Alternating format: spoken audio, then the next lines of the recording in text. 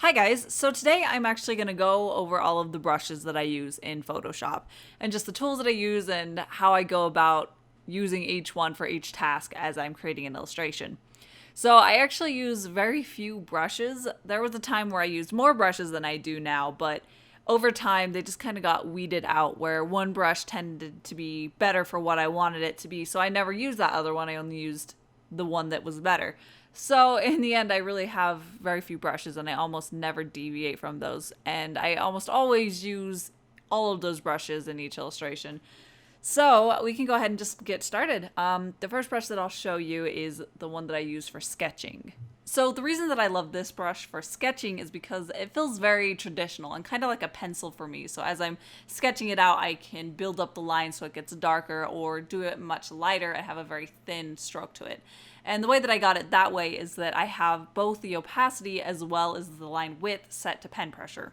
So this means that the lighter that I press with my pen, the thinner the line as well as the lighter the line. And the harder I press, the darker and the thicker the line.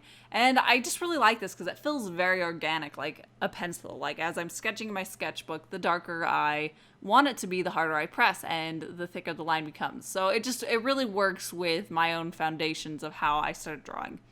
And then after I'm done with the sketching phase, I go in with my inking brush. And this one is even more simple.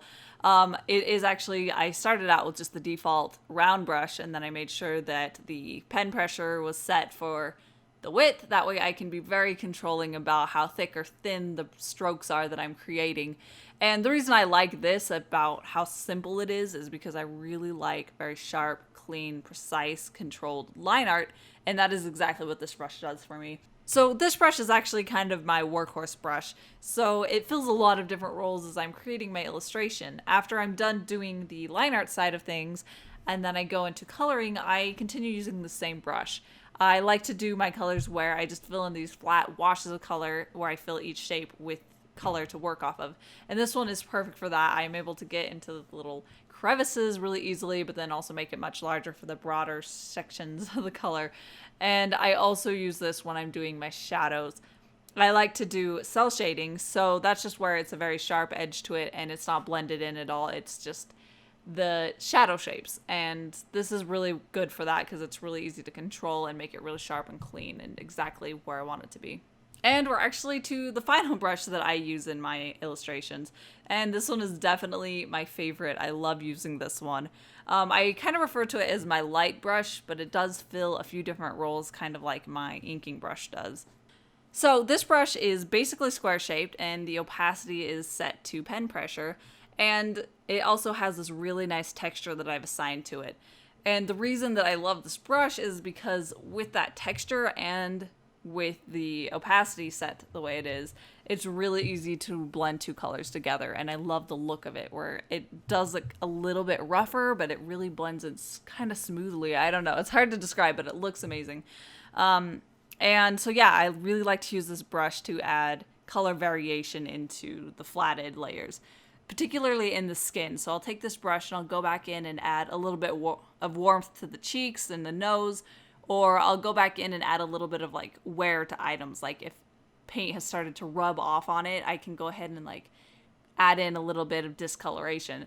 So I really love this for giving a little bit more depth and interest to each color that I'm using.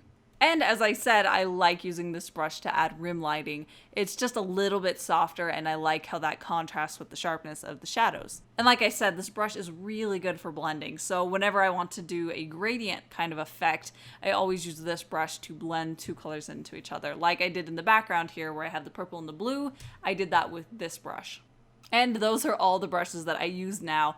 Hopefully this will be helpful as you're watching my future illustration videos, so that way you can see what brushes I'm using and why I'm using them in that particular instance.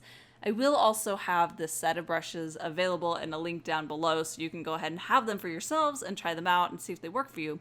And if you have any questions, definitely let me know. And thank you so much for watching. Don't forget to hit subscribe so you can catch all the future art videos. And until then, I will see you at my next one.